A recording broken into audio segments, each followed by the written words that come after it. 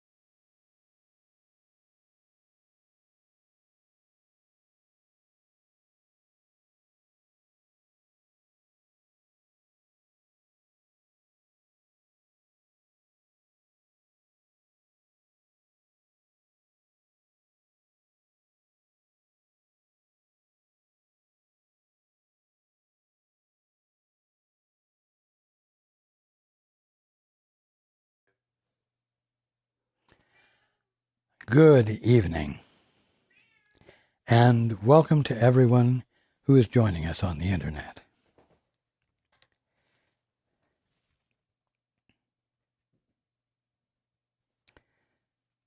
Things are getting simpler and simpler. There are fewer and fewer choices that seem to be available.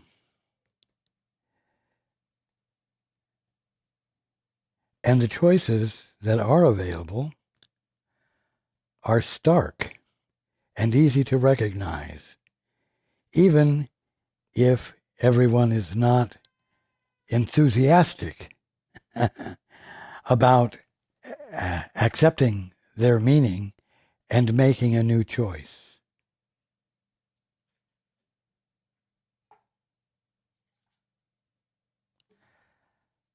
You are, every single one of you, holy sons and daughters of God right now. That is an eternal fact. It is a governing fact.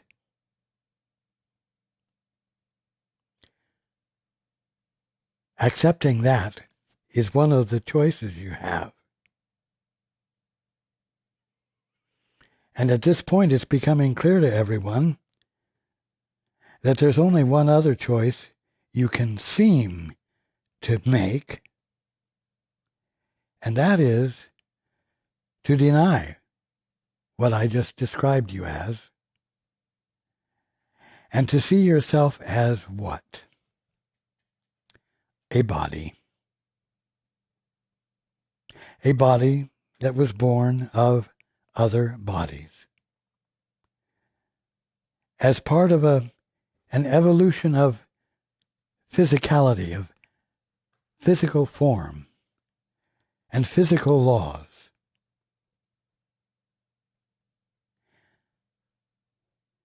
That seems to everyone to be obvious. The obvious, actual choice, the reality. Wow.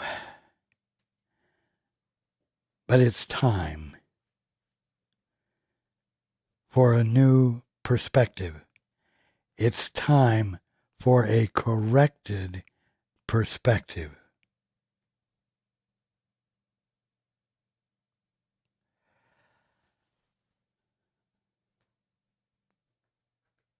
Any moment you take to just become still and be the presence of attention,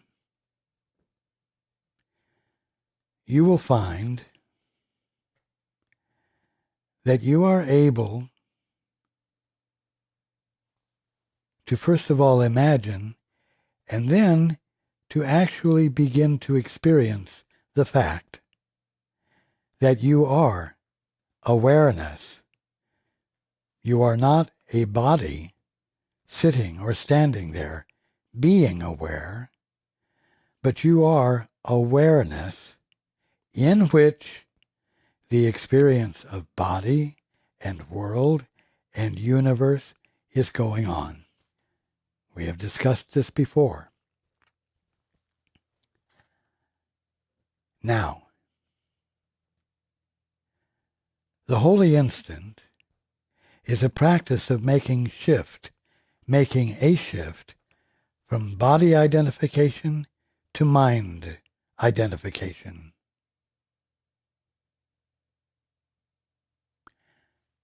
And these are the only two choices you have available to you. They are the only two choices you've ever had available to you. Now,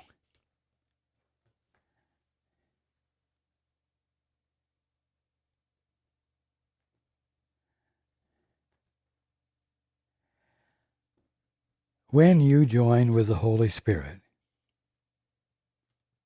when you join in the holy instant as conscious awareness with that which is nothing more than your right mind, which you have been calling the Holy Spirit, you are shifting from body identification to mind identification.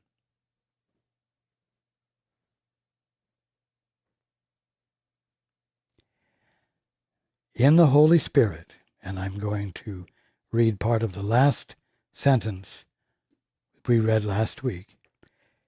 in the Holy Spirit, it is possible, and only there is it possible, that our communion, mine, the Holy Spirit's, the Father's, with you, it is possible that our communion, where we are joined already, will be the focus of the new perception that will bring light to all the world contained in you.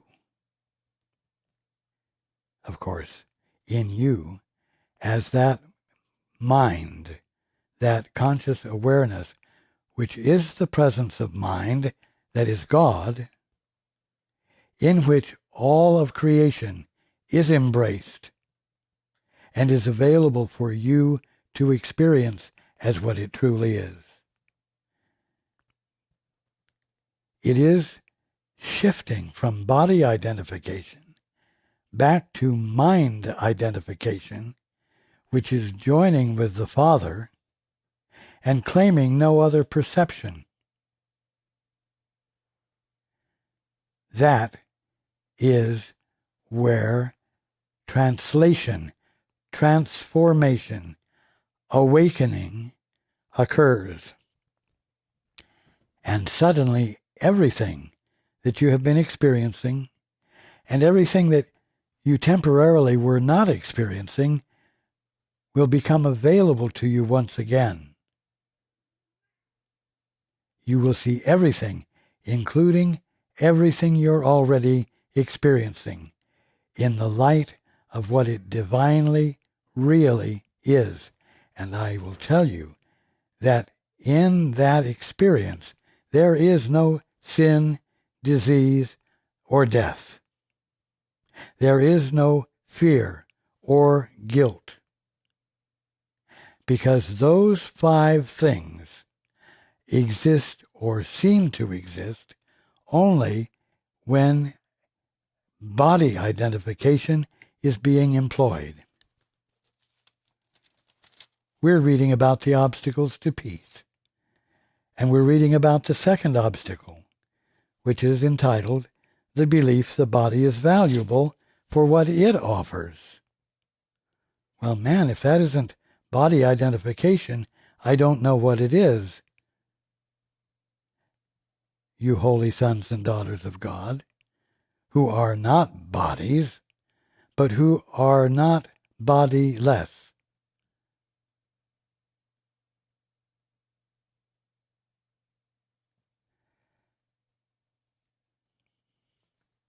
Now, this new subheading, entitled Pleasure and Pain in some of the editions, and which is called The Attraction of Pain in Others. And before I continue with the text of it, I will comment that the attraction of pain might seem to be the more appropriate subheading because of the fact that pain seems to grab your attention. But actually, it isn't that pain grabs your attention, it's that you reach for pain. And you have what you've reached for. When you said, Father, I would rather determine what everything is for myself, you chose an act of independence, a state of independence, which doesn't exist except in your imagination. And as we've discussed, when that separation imaginatively but not actually occurred, you were immediately met with pain, with fear and guilt. They go hand in hand. Now, pain is not the only thing you're attracted to when you're identifying as a body. Pleasure you are also attracted to when you are identifying with and as body. And so the subject truly is more appropriate, pleasure and pain, because pleasure and pain looked for in the wrong place are both illusory, are both attractive, and the ego fights for both of them equally. And as is obvious, whatever opposites you are fighting for equally are going to cause an experience of conflict.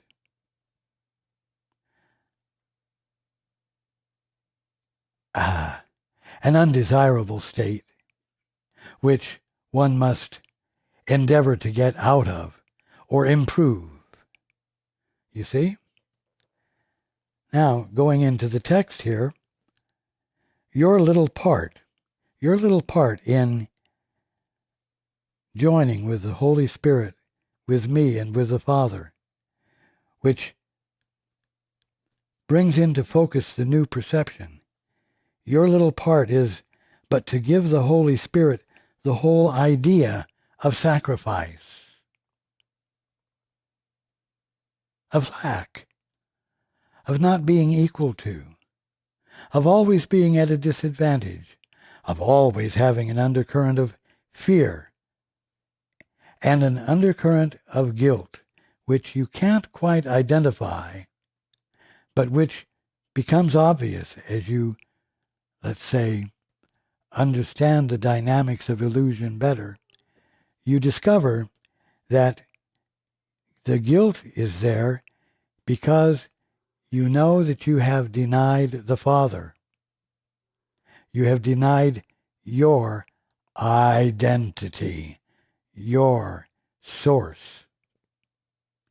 And there is always this undercurrent of guilt. Important to understand. And so, your little part in the transition is but to give the Holy Spirit the whole idea of sacrifice. Another way of putting that, now you can see, is to give up identification with the body and being willing to shift to identification with and as mind, that conscious awareness in which all conscious experience is occurring. Your little part is but to give the Holy Spirit the whole idea of sacrifice and to accept the peace He gave instead, without the limits which would hold its extension back. What's that mean? The limits which would hold its extension back.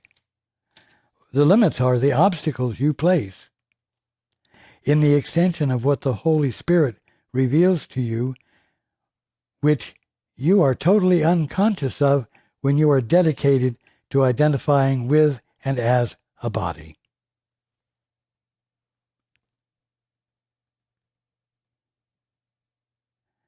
Your little part is but to give the Holy Spirit the whole idea of sacrifice and, in its place, to accept the peace He gave instead without the limits which would hold its extension back and so would limit your awareness of it.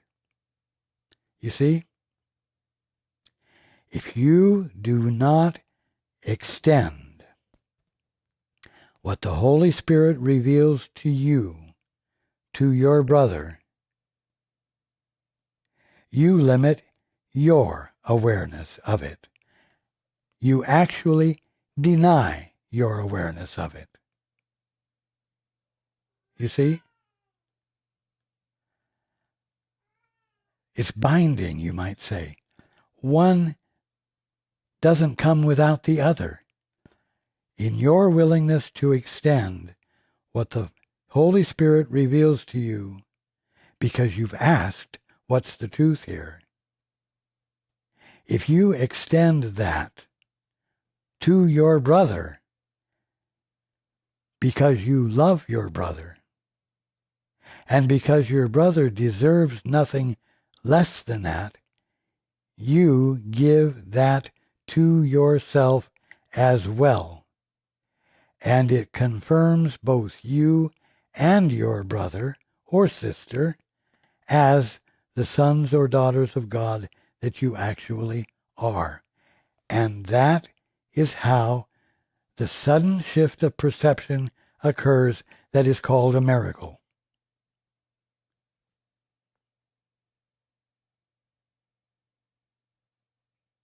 For what he gives must be extended if you would have its limitless power. You cannot have what you do not give. You see how simple it's becoming?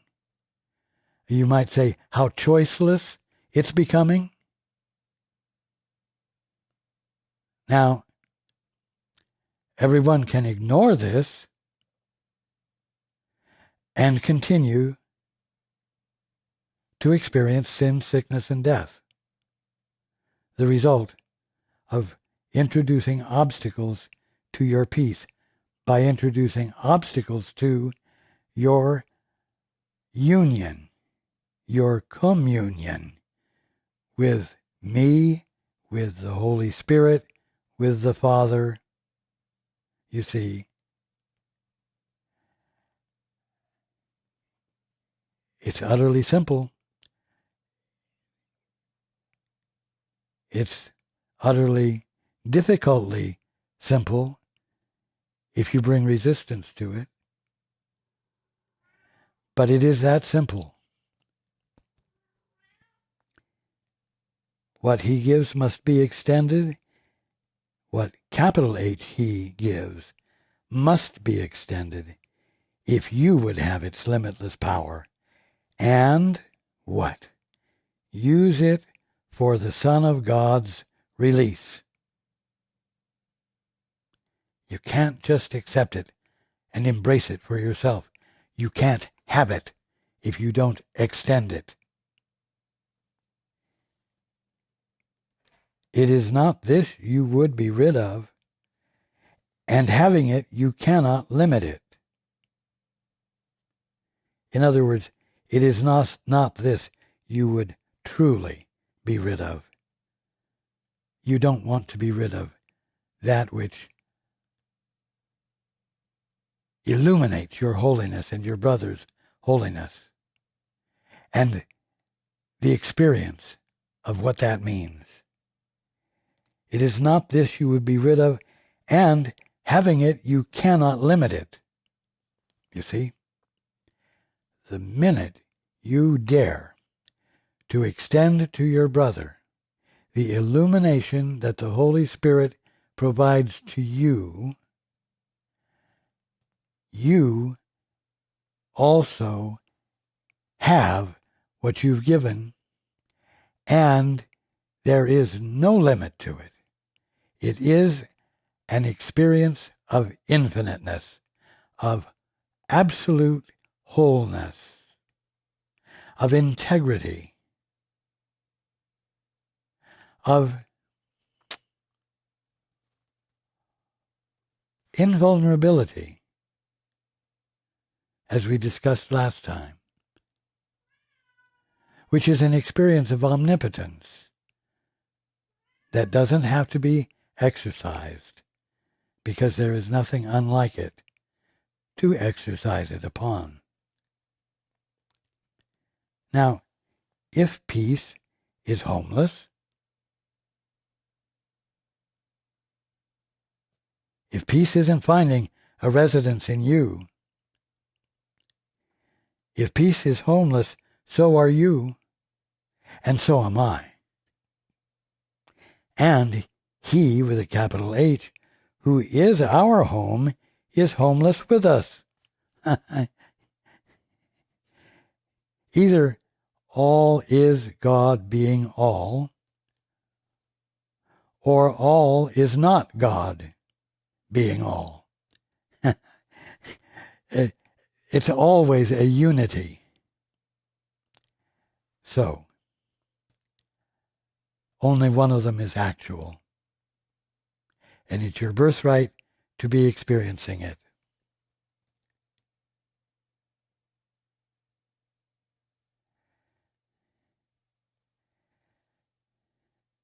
Is this your will? Is it your will to be homeless, and for me to be homeless, and for the Father to be homeless? Is this your will? Would you forever be a wanderer in search of peace?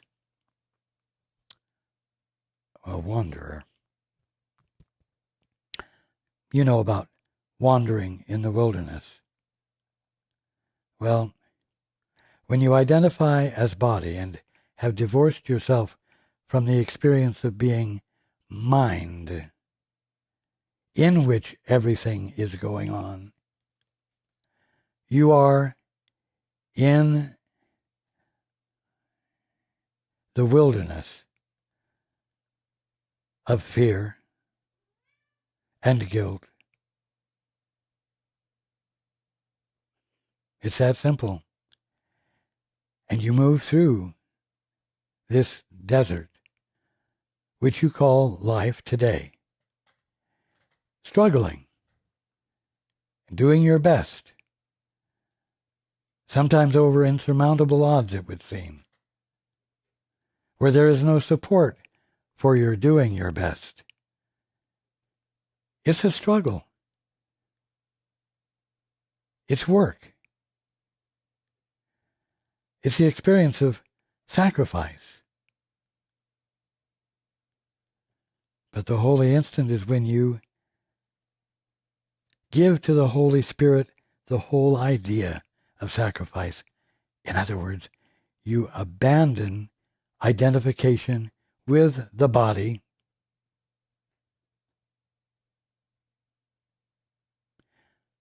which is the arena, the desert, in which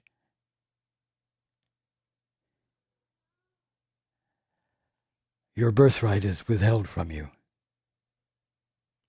Would you forever be a wanderer in search of peace? If not, then you must start today to dishonor everything you think everything is, all that you think everything is, and be curious to see the more of what God is being right there than what you're seeing. And that requires an attitude of mind, a desire in mind, and a commitment in mind. It constitutes a shift of your operating base, we could say.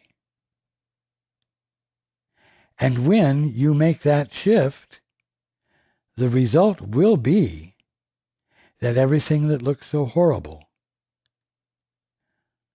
the wilderness of sin, sickness, and death, will transform so that it becomes obviously the kingdom of heaven. But it requires beginning now to consciously choose between body identification and mind identification. Would you forever be a wanderer in search of peace? Would you invest your hope of peace and happiness in what must fail? Oh, you do invest your hope of peace in your body, in your partner, in your home, in your job, in the environment, the physical environment you live in. You invest your hope of peace outside of your mind so that you can bring it into your experience and then, because of that, have peace of mind. But remember, the obstacle of peace is the belief that your body in its own right is what you are and it has value.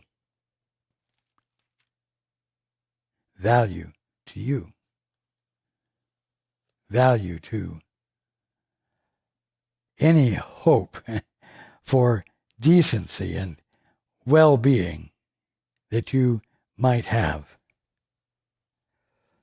It's a struggle. It's not your birthright. Don't be afraid to acknowledge it as a struggle. And don't be afraid to acknowledge that the way out of the struggle is to struggle more.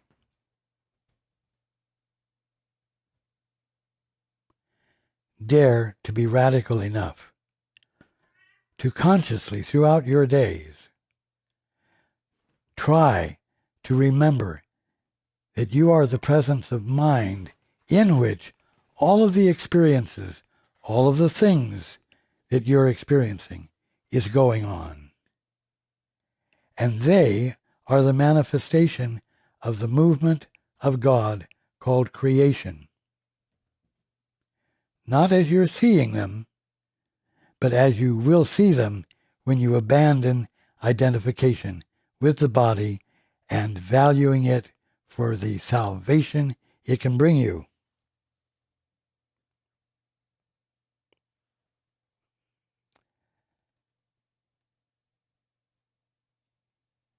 Would you invest your hope of peace and happiness in what must fail?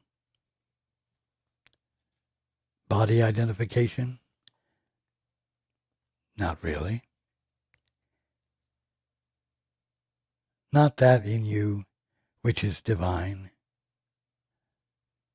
Not that in you which knows that what you're experiencing right now is not right, is not your birthright. No. Now, here's the thing. When you identify with the body, then the next sentence is nonsense. Impossible to embrace. Faith in the eternal is always justified. Oh no, your ego says, faith in the temporal is the only thing that is justified. Faith in fear and trouble and dissonance and working through problems.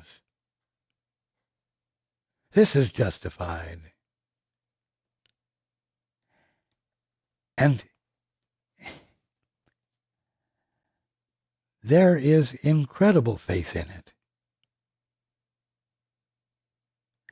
But faith in the eternal is always justified. For the eternal is forever kind, infinite in its patience, and wholly loving. It will accept you wholly and give you peace. But it won't give you peace if peace isn't your goal, and if you're not looking for peace in the right place. Fortunately, there are only two places that you seem to have to be able to choose between. And one is your birthright, to be the divine and holy son or daughter of God that you are and never have stopped being, and to give your attention to the Father who supplies you with the true perception of creation when you are not holding yourself apart from Him, and when you are not using your mind to provide obstacles to that experience.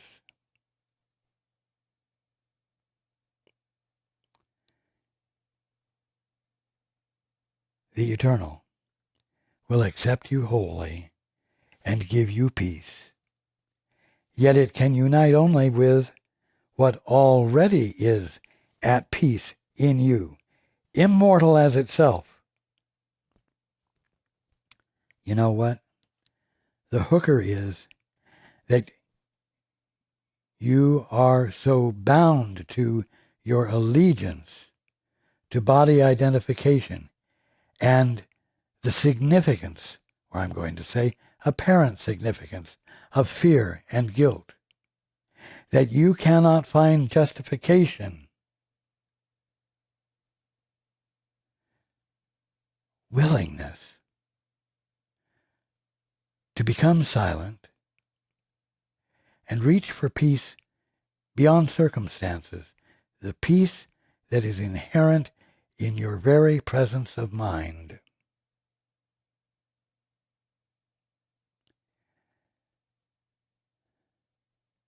The Eternal can unite only with what already is at peace in you, immortal as itself. Now that's the absolute fact. And if you want to experience that, which awaits your experience, absolutely, you have to be willing to abandon the urgency with which you think you have to honor fear and guilt.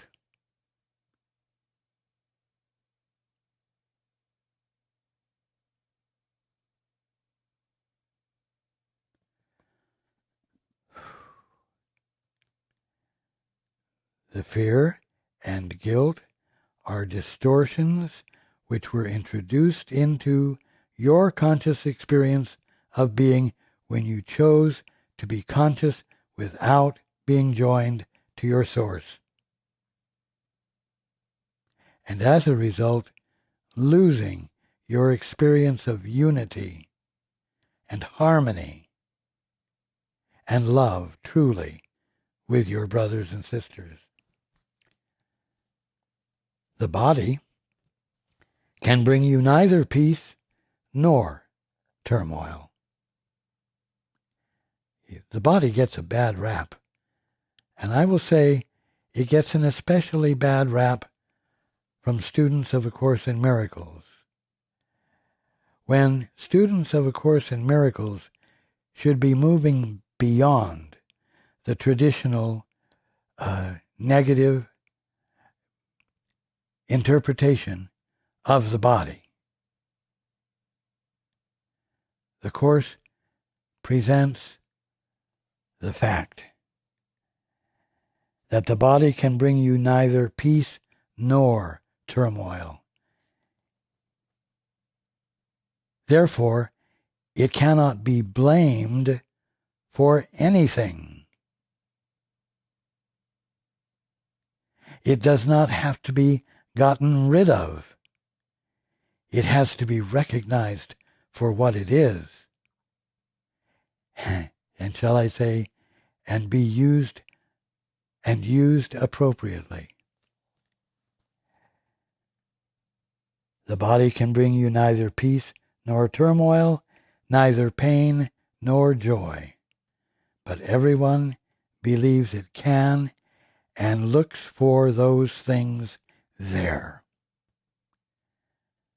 You don't have to continue doing it.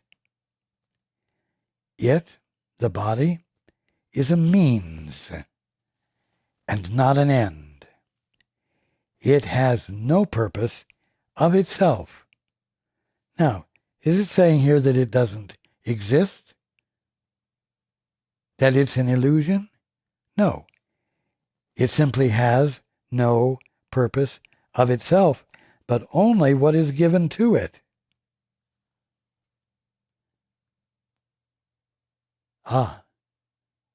By awareness. But is it awareness, guided and inspired by the Father? Or is it awareness guided and inspired by a misperception of existence as being that of a body?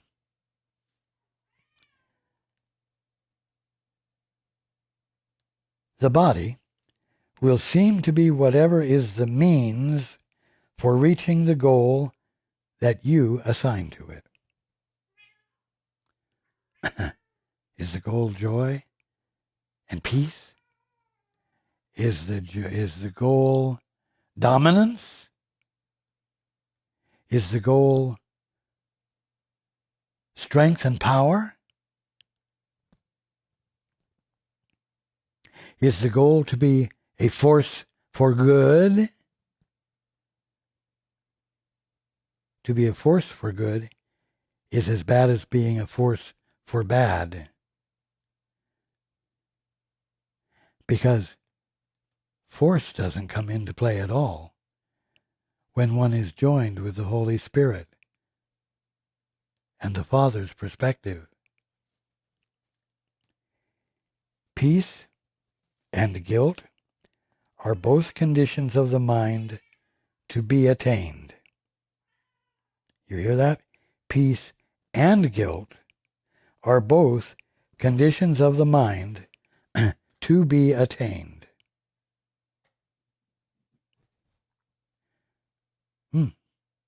Here are your only two choices. Are you going to choose for the condition of peace or for the condition of guilt? You see how unyieldingly simple this is, even though it's very demanding because of the habit of misidentifying oneself and creation. Peace and guilt are both conditions of the mind to be attained, and these conditions, are the home of the emotion which called them forth, and therefore is compatible with them. There's wonderful logic for you. Are you going to pay attention to it? Is it reasonable? No, that's why the question that follows. But think you which it is that is compatible with you.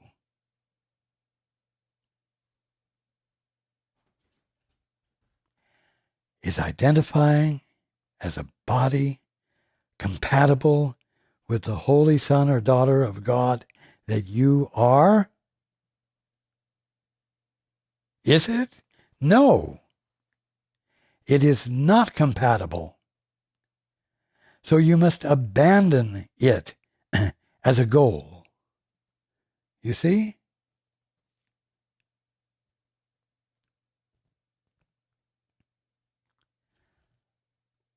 Well, if I have any imagination of what that's going to mean, it's going to mean radical change. It's going to be more than I can bear. I am reluctant. Oh, there you go. There's the obstacle forming. But that's because you're looking at the goal from body identification.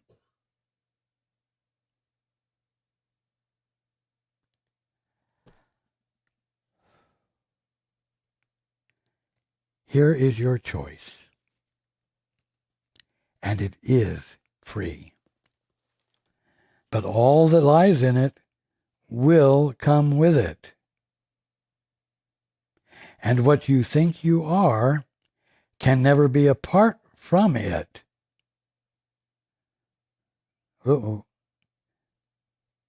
That's going to mean that you're going to find yourself changed. Well, who will you be? What will you be like? Will you be safe? Will you be strong? Will you be capable?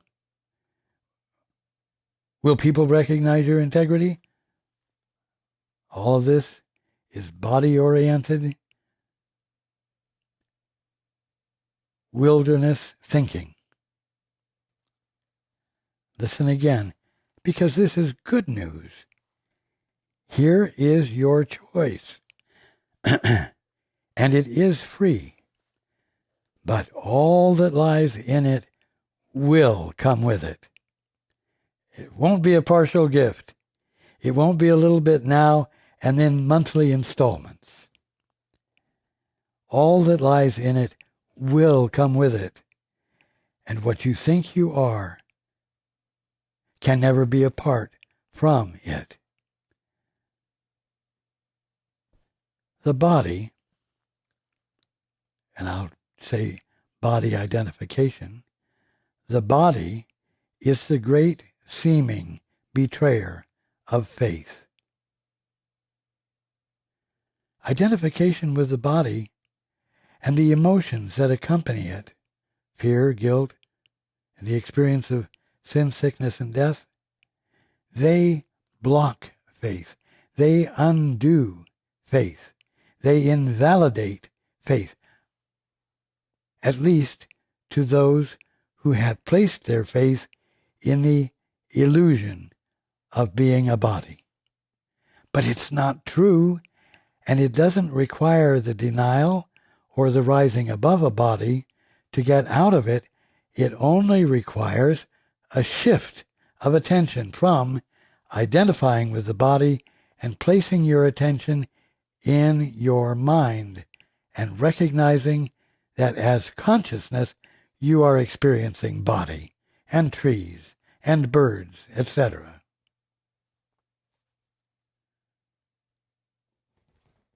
The body, or body identification, is the great seeming betrayer of faith. It's not the betrayer of faith, and it's not, and therefore the idea of being the betrayer of faith cannot be used to discount it or minimize it or suggest that it must be risen above and gotten rid of.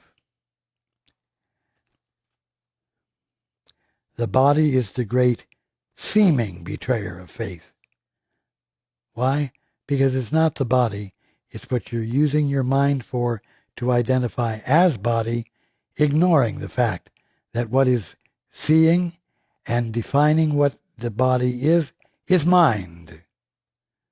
And that that which made the definition never left the place of being mind. In it, the body, lies disillusionment. In the body, orientation, the body, mindset, the body, identification. Disillusionment lies disillusionment. Of course. And the seeds of faithlessness. But here you go. But only if you ask of it what it cannot give. So, you're going to move toward having the body disappear because you asked of it something it couldn't give, and you've had a disappointing experience? Disappointing in the sense that you've experienced fear and guilt and pain and sin, disease and death.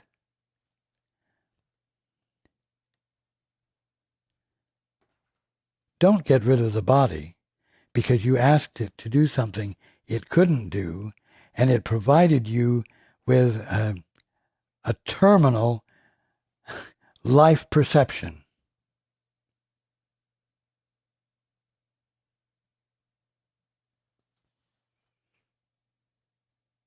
Write that down on a piece of paper, a stick-it note, and put it on your refrigerator or on the wall in front of your toilet, someplace where you can be reminded of it.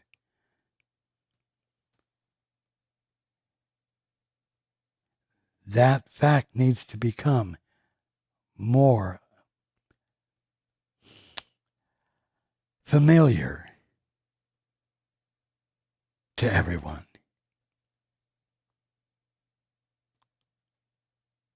Can your mistake be reasonable grounds for depression and disillusionment, and for retaliative attack on what you think has failed you? You see? You're going to retaliate against the body because you think it failed you? Because you made a mistake? And are you going to use the results of your mistake to feel depressed and justify it? And to feel it so emotionally that it's impossible for you to conceive or consider that the eternal is kind and patient and loving. You see?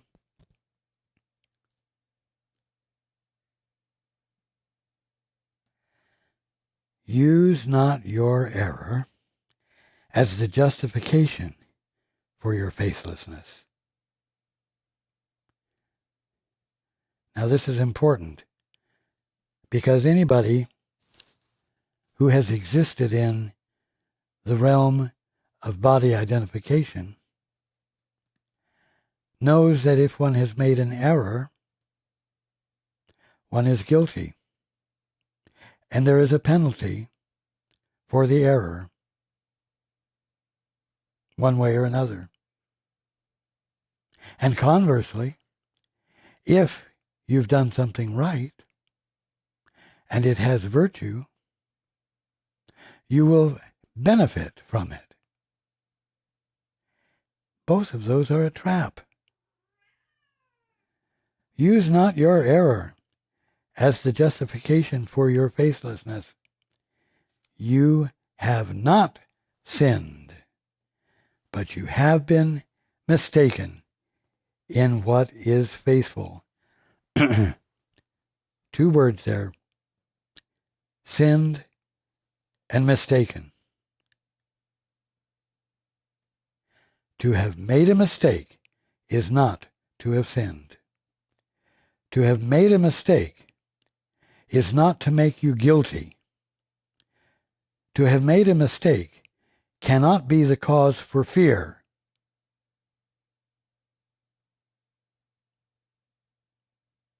To have made a mistake cannot be the justification for suicide. To have made a mistake is not justification to try to get rid of the body or to try to get rid of your brother.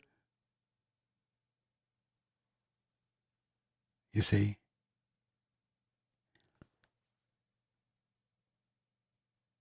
You have not sinned, but you have been mistaken. 2 entirely different things in what is faithful, and, here you go, the correction of your mistake will give you grounds for faith.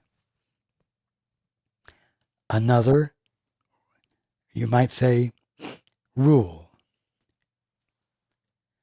Write it down. The correction of your mistake, the correction, not the acceptance of punishment for having made a mistake, not walking around in great guilt and fear because you made a mistake, but simply doing it, correcting it, will give you grounds for faith. And what's the correction? Once again, none of this is complicated. There's really only 2 choices in any of this, at any level. The correction is to shift from your confidence that you're nothing more than a physical body,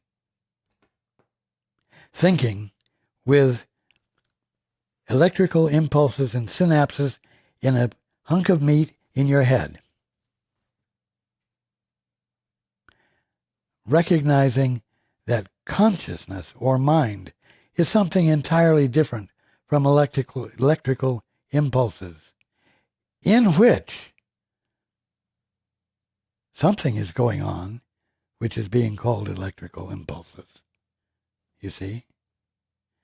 Consciousness, mind, is that in which everything is going on as a conscious, identifiable, experienceable experience.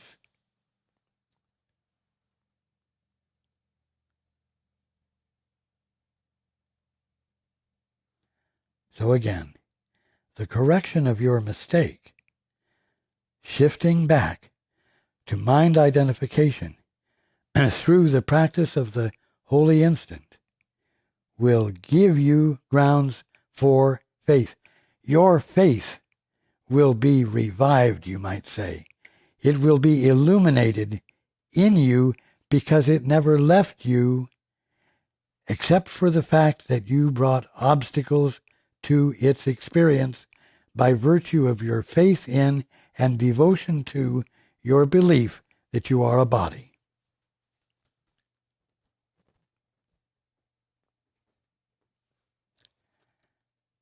It is impossible to seek for pleasure through the body and not find pain.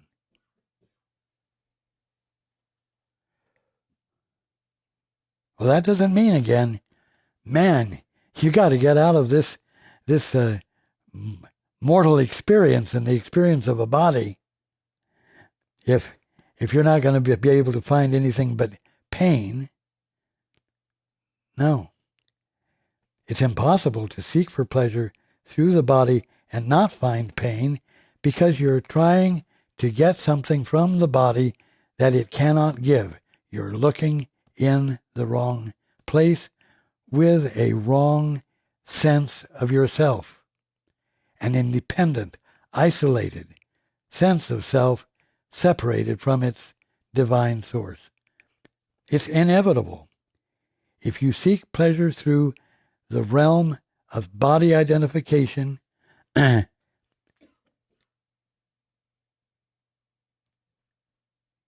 you will find pain. If you look to anything, a tree or a car,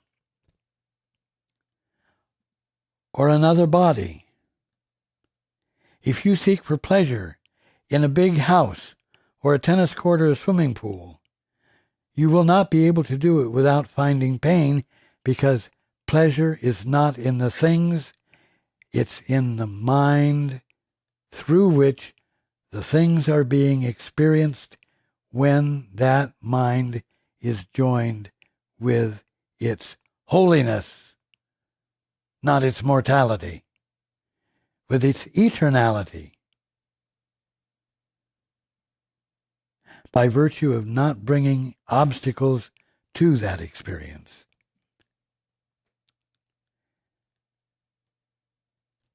Again, it is impossible to seek for pleasure through the body and not find pain. It is essential that this relationship be understood, for it is one the ego sees as proof of sin. It is not really punitive at all. The pain you experience when you're looking for it in the wrong place is not a punishment. It's not a reaction to your stupidity or any other pejorative term you might apply to yourself. It is not a punishment or and it is not punitive. If you put your hand under a faucet with hot water, it will be uncomfortable. Not because you were stupid, but because hot water and your finger don't belong together, and you learn not to do that again. It's inevitable. If you try to do what doesn't work, it won't work. It won't be comfortable. And that's your salvation, because it clearly says, don't do that again. That's all. It brings about a call for correction, not a call for guilt or depression or thoughts of suicide or emotional responses. It's like, oh, well, won't do that again. Truly.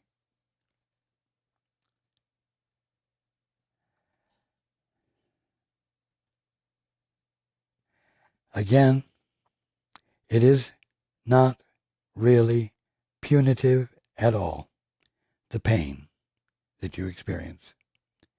It is but the inevitable result of what? Of equating yourself with the body, which is the invitation to pain. When you abandon your experience of being consciousness, mind, the presence of the mind of God that God is expressing as you, when you abandon that and then identify with what is left, you're inviting the two things that come into play, which you didn't know were there, awaiting you: fear and guilt, and the pain that results from the two. You see? Denying yourself invites an experience of divine sanity which says, don't go any further in this direction, because what will follow will be illusory and will make it difficult for you to come back into your right mind.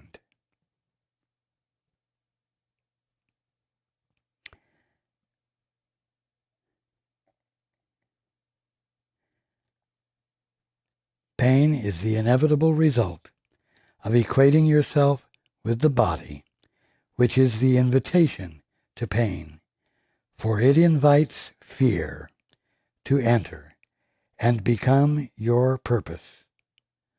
The attraction of guilt must enter with it. Right? The two things. When you abandon your identity, your source, the two things that come into play are fear and guilt.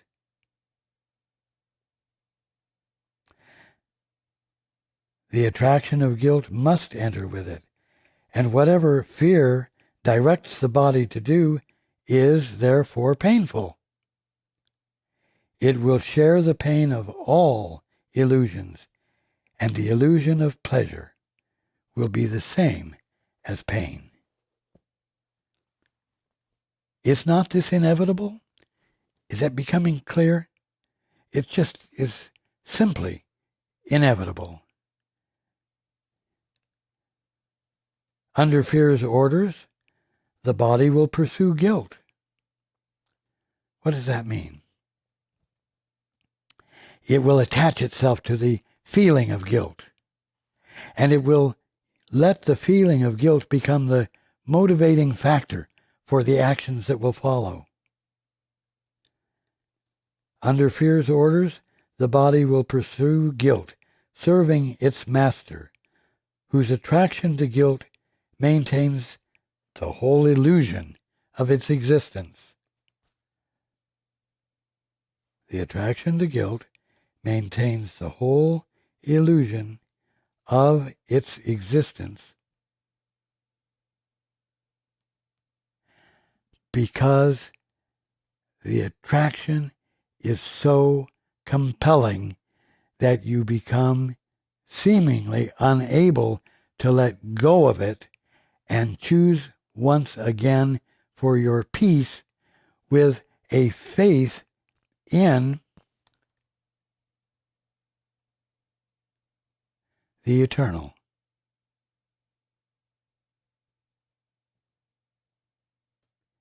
This then is the attraction of pain.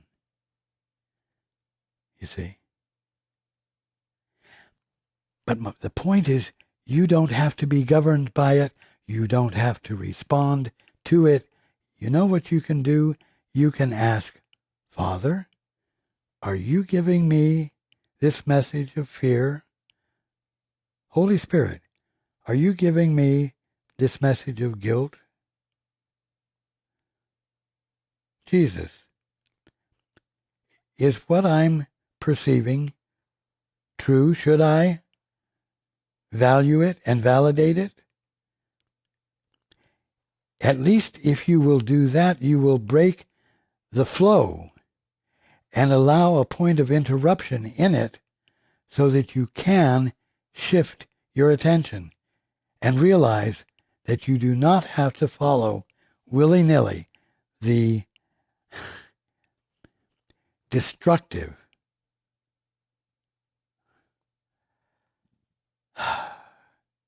I will say, depressing movement that is involved.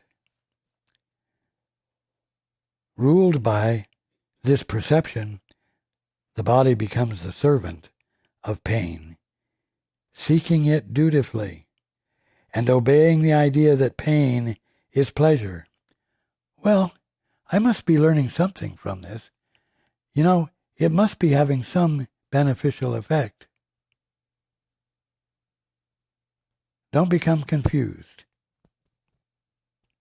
The Holy Spirit can turn every situation to your advantage, not because every situation is advantageous, but because it knows how to undo the validation you give to circumstances that are invalid and not real.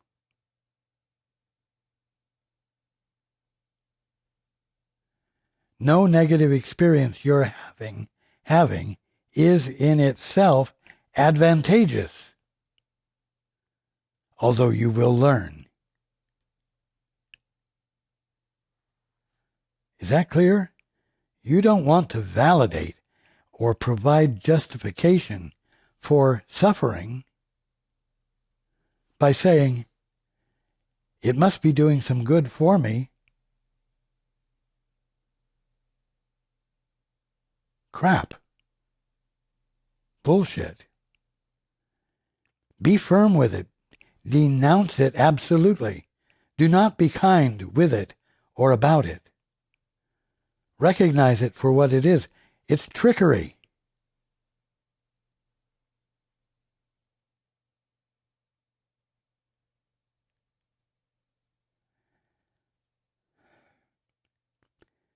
Ruled by this perception, the body becomes the servant of pain, seeking it dutifully and obeying the idea that pain is pleasure. It is this idea that underlies all of the ego's heavy investment in the body. And it is this insane relationship which it keeps hidden and yet feeds upon.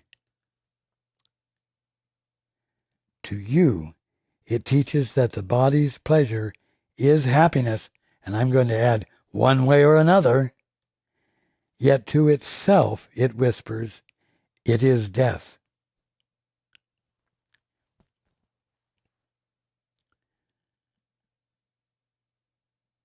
It's time to simply make the choice between the arena in which sin, sickness, death, fear, guilt, and pain seem to be occurring and are illusory, and choosing for the holy instant, choosing for identification with mind as pure conscious awareness, and holding to that with devotion and commitment. Because if you do that, clarity will follow. Faith in the eternal will show up. We'll register with you.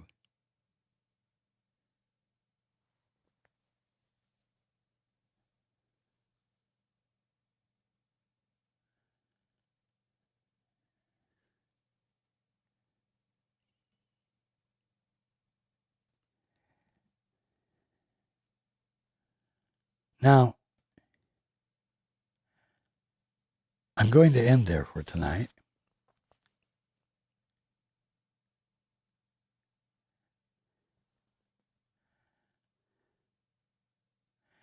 I am encouraging everyone to become more black and white in their appraisal. Let there be fewer choices, and let the fact that there are only two choices confront you with which choice you need to be making so that you will make it instead of delaying because you have so many options. And you have so many opportunities as a body to make progress and do wonderful things while never experiencing the peace of your being and the peace in which the eternal is the center and circumference of you.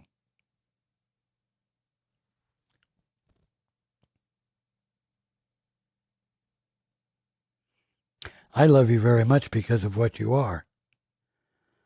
And I'm not fooled for a moment by the fact that you think you're a body, something that came from a sperm and an egg.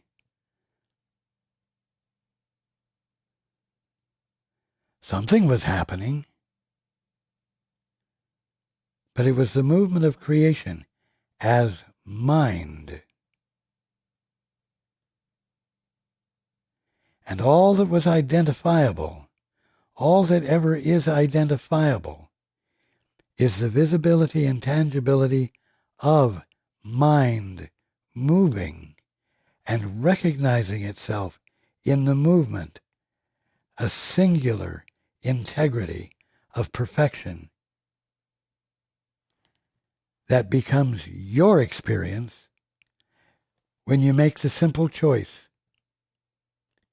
and start doing it today.